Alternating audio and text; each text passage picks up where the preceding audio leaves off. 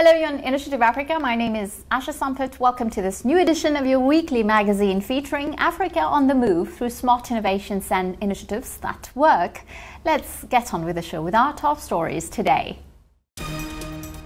We meet Captain Frédéric Barbe, commander of the Nivôse frigate. He's one of the watchmen of peace and security in the waters of the Indian Ocean under French sovereignty. Commander of the French surveillance frigate Nivôse, with several missions consisting in fighting against illicit activities at sea and in particular drug trafficking, which feeds terrorism in Africa. Here's our guest this week. Je suis le capitaine de vaisseau Frédéric Barbe. I am in fact the commander of the Nivôse, which is a surveillance frigate. De surveillance. Les principales missions. The main mission assigned to it are mainly sovereignty missions, which consists in patrolling the maritime zones which are under French jurisdiction. Juridiction française. And in this special edition, we take the road to meet the defenders of peace on the continent. These remarkable men and women have made the choice to commit to perpetuate the appeasement of conflicts through the path of mediation and dialogue. How to Silence the Guns is an exceptional document produced with the support of the Peace and Security Department of the African Union. I used to mobilize youth and talk to them and tell them the importance of active non-violence, trying also to encourage them that there is an alternative to crime. You don't have to commit crime to be a superstar in the community. I'm now taking you on an exceptional journey to the four corners of Africa. In 2013, the continent's leaders stepped up their efforts to end conflict and violence through the Silencing the Guns in Africa initiative, which was just extended for 10 more years. We have travelled from Angola to Libya via Kenya or Togo to see how this quest for peace inspires the commitment of men and women determined to offer communities non-violent means to resolve conflicts or violent extremism. Silencing the Guns in Africa, this is a special documentary produced by journalist Peter Yumi with the support of the Peace and Security Department of the African Union.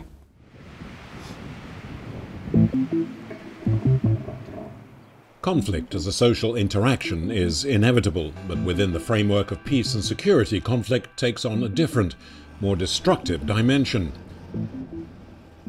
Recurring and long-running conflicts remain Africa's biggest challenge and an obstacle to its social and economic development. Eu fui raptada em 1998 no lugar do minha camisa e eu fiquei na comuna de Yuva a fazer travessia do rio Quando, fazendo transbordo de material para o tempo da UNITA. Cultural, racial or social conflict. No, even in a ghetto, to get a gun is easy than to get a job. Or conflict over water and land use. Quand moi je suis arrivé, lui, il était avec les pêtres dans le champ en train de manger. Les pêtres mangent, lui, il est à côté, il les regarde. Quand je suis arrivé, je lui demande, devant toi là, tu vois, c'est quoi là-bas? Et puis, c'est comme ça. C'est là-bas qu'il m'a tapé. Or gender-based violence. I always call it a gender paradox. We see women were at the forefront of the revolution and these uprisings, yet at the same time there was, and still continues, a systematic political violence against women. For the African Union, the worthy goal to silence the guns by ending all wars, conflicts, gender-based violence and preventing genocide remains its top priority. And although significant progress has been made to silence the continent's guns, a lot more still needs to be done.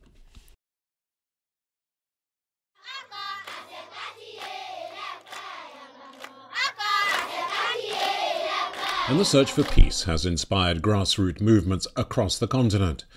These voices for peace are transforming communities by advocating non-violent means of resolving conflicts. Mediation and reconciliation are being seen as the preferred methods of settling differences, be it during clashes over natural resources in the Sahel or between farmers and nomadic herders in northern Togo. There is now a determined effort to find amicable solutions to disputes with positive results. Au niveau des cantons, cet organe est appelé conseil des sages de prévention et de gestion des conflits fonciers. La troisième chose, c'est effectivement de jouer le rôle de médiateur et de conciliateur. Lorsque deux parties sont déjà en litige, alors ils interviennent pour vraiment amener les deux parties à s'entendre. There has even been agreement to discard the traditional long knives carried as much for cutting through the bush as for self-defense. Such determination by officials, both local and regional, in Togo have peacefully settled over 740 potentially lethal disputes over the past 2 years, say authorities. Généralement, nous réussissons à concilier les parties. Lorsque les parties sont conciliées, nous débouchons sur une entente qui peut promouvoir la paix en famille, la paix au village, la paix entre les communautés.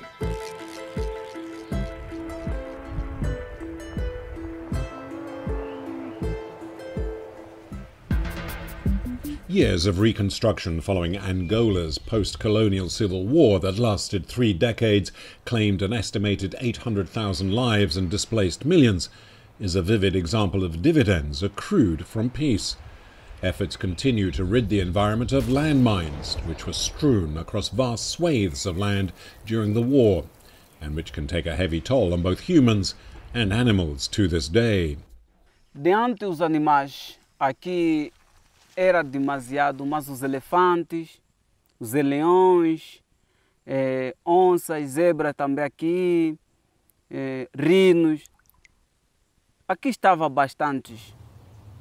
Peace has become vital in the restoration of the once thriving ecosystem in the Okavango Delta, and former child soldier Elias Nunga is championing conservation efforts to help reclaim wildlife populations.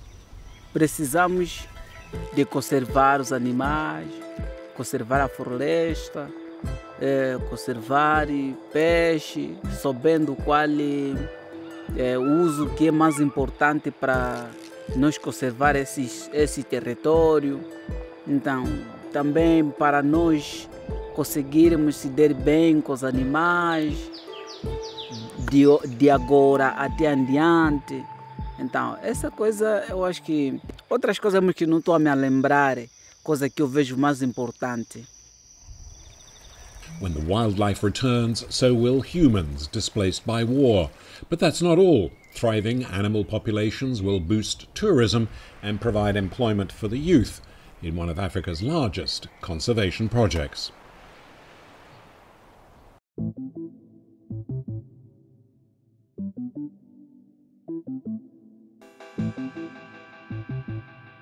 In the Central African Republic, reconstruction and peace building is being championed by a variety of stakeholders, among them the African diaspora. Civil society organizations supported by the diaspora are providing invaluable help to communities torn apart by conflict. Widows, orphaned children, destroyed homes and infrastructure are just some of the consequences of the civil war in the country. C'est une moyen de les aider.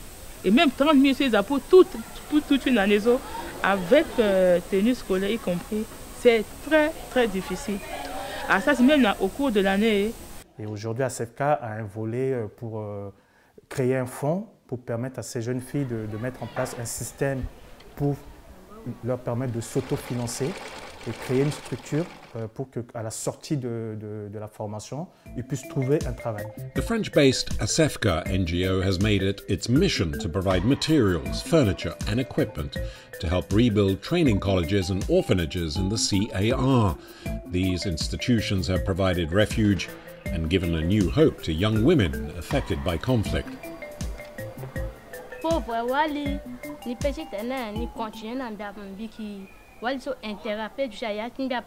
Donc qui continue qui n'a même que tu coli bon abandonner nambi bon bi veni combina mama pe mama chimbia peda semi.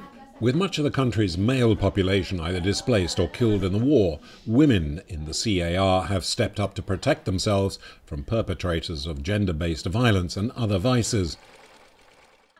In Libya, where prolonged civil war has worsened gender-based sexual abuse on women, powerful voices by women peace activists have been significant in outing and shaming perpetrators of sexual violence, and at the same time solidifying women's active participation in the country's peace and political processes.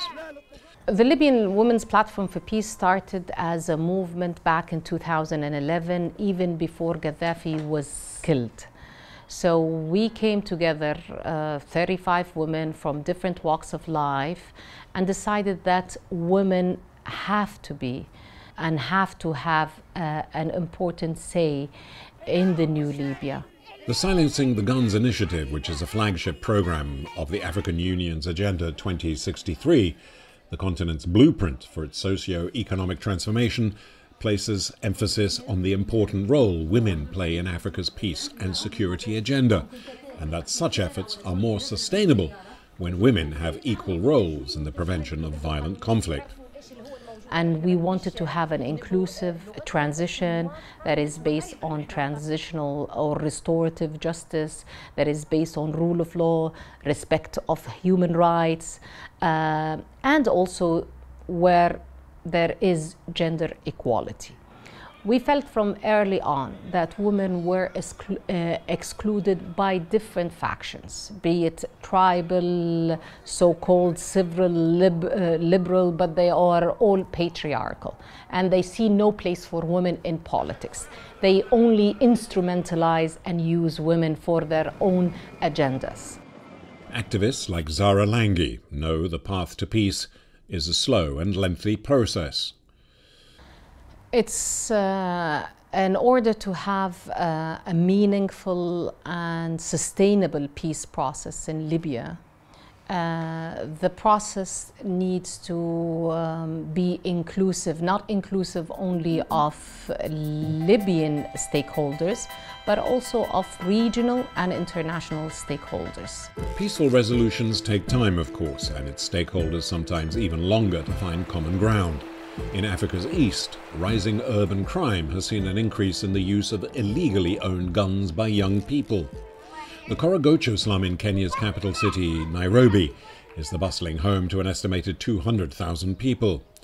Here, Rose Mbone, the founder of the Legend Kenya NGO, works to reform young criminals who have engaged in gun crime, cooperating with law enforcement agencies to successfully rehabilitate the youngsters under an amnesty program. When I meet Rose, it keeps telling me, I want to see you. I want to talk with you. So I ask myself, why Rose telling me you want to talk with me? First thing, he tell me, sit down, let's drink a soda. Yeah, cold one. Billy was a gangster, a leader feared even by other gangsters. He and other reformed criminals say Rose is so effective because they're from the same background. I had a brother, my elder brother. He was arrested for participating in criminal activities. He was able to appeal and was released in 2012. He was only out for 6 months and was shot dead. So that was like a wake-up call for me. After my friend died, Rose talked to me, reflecting of my family, told me this life, Moses, right now in your family you are remaining only one. What if you die right now? Moses, I'm talking to you. And I changed. Rose Mbone also works with young women who have been rescued from prostitution, drug abuse, or domestic violence. I used to mobilize youth and talk to them and tell them the importance of active non-violence, trying also to encourage them that there is an alternative to crime. You don't have to commit crime to be a superstar in the community. During the 2020 Extraordinary Summit on Silencing the Guns, African heads of state extended the program by 10 years. The decision to extend the initiative to 2030 included calls for the redoubling of efforts over the next decade towards adopting initiatives to silence the guns and promoting the participation and contribution of African citizens, in particular women and youth, towards a peaceful and secure Africa. I look at my daughter and I see a brighter future because I know With the current work that we are doing, we are making it a bit easier for the next generation.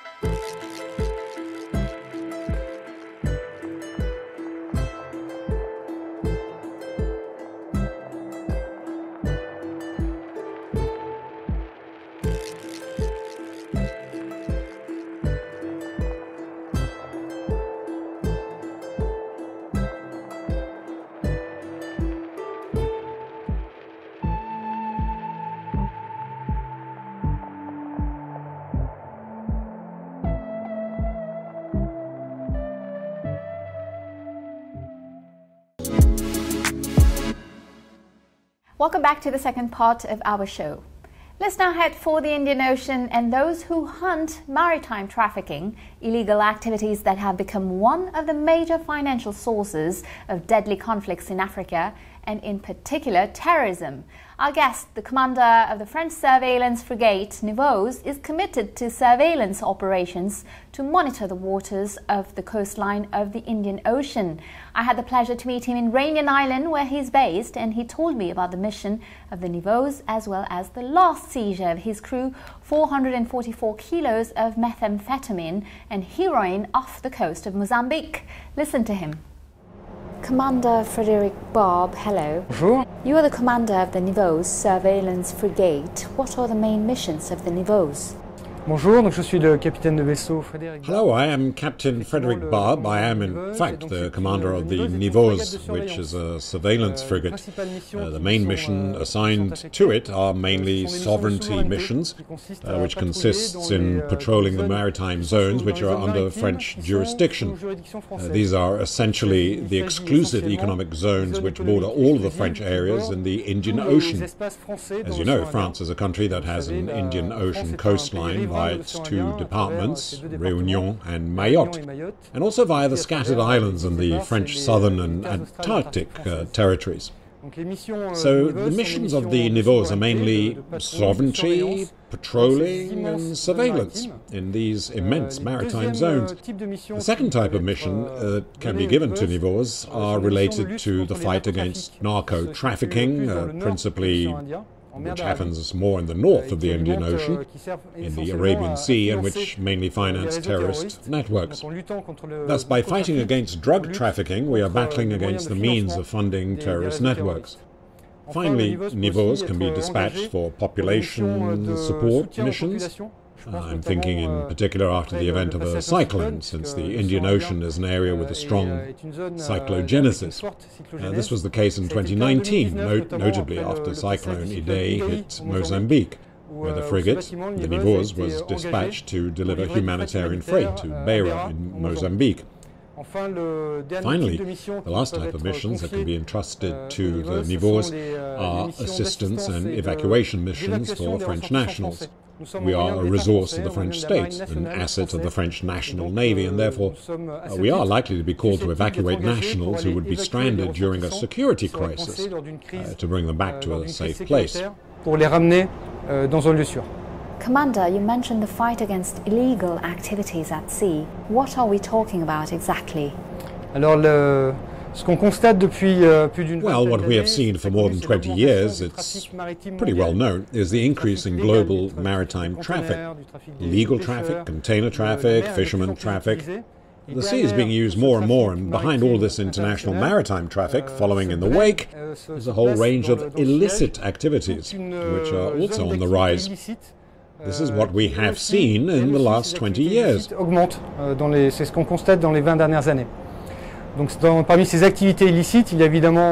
these illicit activities, there are obviously trafficking activities, smuggling, drug trafficking, trafficking of precious wood, and arms trafficking as well. Unfortunately, you can also find human exploitation at sea, illegal immigration trafficking. There is also an increased risk when it comes to maritime incidents, security incidents, and pollution, which also causes major problems for the environment and coastal countries. Lastly, I can only name unreported, unregulated, illegal fishing, which is also a huge issue because of the very high economic stakes that come with it. You are in command of the Nivôse for almost a year now, is that correct? C'est exact. How do you see the African continent? Alors le continent africain, je serais by speaking of the African continent from a maritime perspective only. This is all I know, seen from the coasts of the Indian Ocean. Above all, I see all the maritime traffic routes, whether legal or illegal. In the legal routes, 90% of goods are transported by sea on our planet, so there is a very important maritime route which passes by the south of the Cape of Good Hope and which goes up partly via the Mozambique Channel and partly here near Reunion Island, bound for the Asian markets and ports. Des marchés et des ports de l'Asie. Et à côté de cette activité de grand commerce, next to this activity of great international trade is a more traditional activity of transport by dhow, by a lighter craft, which we called cabotage. Cabotage from small ports to small ports, or from medium ports to medium ports, is quite intense in the Mozambique Channel between the coasts of Tanzania, Mozambique, Madagascar, Comoros, and also South Africa. All of this legal or illegal trafficking needs to be monitored because, as I explained earlier, it can lead to illicit trafficking and objectives that are even less legal. Finally, the African continent is also a vital necessity for cooperating with regional navies and with regional countries, whether we want to cooperate with Kenya, Tanzania, Mozambique or Madagascar. Once again, we have agreements to be able, for example, with Madagascar, to transit and patrol with them in their economic zones, including in their territorial waters in the immediate vicinity of Madagascar, to help them control what is happening there. Obviously, the large local navy remains the South African Navy, with which we cooperate as much as we can. Avec laquelle nous coopérons autant que nous pouvons. Precisely, the Nivôse surveillance frigate seized 444 kilograms of methamphetamine and heroin off the coast of Mozambique recently. Can you tell us about this seizure? Oui, bien entendu. Nous étions à ce moment-là en patrouille justement dans le canal du Mozambique, dans le nord. Yes, of course. At that time we were on patrol, precisely in the Mozambique Channel, actually in the north of the channel. We had left the coast of Tanzania and we were descending along Mozambique, not very far from Mayotte and the Comoros, and at that time we spotted a dhow. A dhow is a traditional fishing vessel that is mostly used in the northern Indian Ocean. It was a dhow that had the shape of an Iranian dhow, but there was also some that are Omani or Yemeni, and this Iranian dhow had absolutely no reason to be in the area. It was not a fishing area, so we went to investigate. The first element of suspicion is that when they saw it, I mean the frigate, they did a U-turn and changed course, which is obviously a criterion of suspicion. We therefore sent our helicopter to observe if there were fishermen on board, if there was fishing equipment. But this was not the case, and so my operational controller based here in Réunion, who is my military chief, in fact he is the superior commander of the armed forces in the southern Indian Ocean area, he is in charge of all French military units deployed in the southern Indian Ocean, he then ordered me to go aboard to conduct a flag state inspection. During this investigation of flags, we found that the captain of the vessel had no documents, neither to prove his identity nor to prove the vessel's registration. We were therefore authorized to carry out an on-board search, and it was during this search that we discovered a cage hiding burlap bags which indeed contain a very large quantity of methamphetamine and heroin. The cargo is estimated at over 40 million euros. These trafficking finance crime and support armed terrorist groups. Does the fight against terrorism represent a large part of your missions? This is obviously an important part of our missions. Terrorists, in fact, carry out political action, illegal, violent actions on land most of the time. They also carry out actions at sea, and it is necessary to have offshore resources for this, which is fortunately still quite rare in the southern Indian Ocean.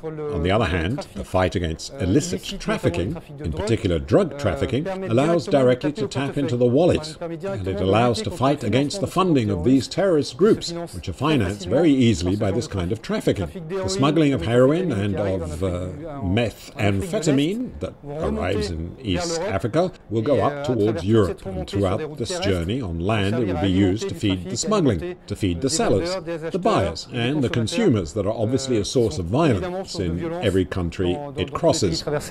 The terrorist threat persists in Mozambique and elsewhere, as in the Sahel countries, as we know very well. What is your analysis of the situation? Well, about my thoughts on the situation at sea, from what I see, from what I understand, it is essentially a transfer of the maritime drug routes more and more towards the South Indian Ocean. About 10 years ago, the first maritime trafficking was mainly in Somalia, and then we saw the emergence of more and more heroin smuggling coming from Afghanistan. That was destined for Europe and that followed a land route through Pakistan, then Iran, then Turkey, and finally the Balkans, before reaching Europe. Today, this narcotics trade that finances terrorist groups can no longer use these land routes because of the wars and violent clashes along the way. And so they use the sea routes more and more often, with more and more significant quantities. And today, we see, for the past 10 years, that these trafficking routes descend more and more towards the south of the East African coast, from Somalia to Kenya, then from Kenya to Tanzania, and now from Tanzania to Mozambique. The seizure that we carried out was off Nakala, which is quite south in the Indian Ocean. This means that when the smuggling along the routes through Africa to Europe goes up through Africa, it will cross many more countries and generate all the more violence and desolation on all their paths. Well, that's it. Initiative Africa is over for today. A big thank you to the Peace and Security Department of the African Union, who made it possible to produce the Silencing the Guns in Africa documentary, which you can find together with the first part of Captain Frédéric Barbe's interview on our website africaonair.com. And don't miss the rest of his interview in our next edition. And of course, you can also find us on all our social media platforms. Feel free to share, like and comment with the hashtag Initiative Africa TV show. And don't forget, next week, same time, same channel, I will see you again with a new edition of Business Africa. Have a great week, everyone. Goodbye.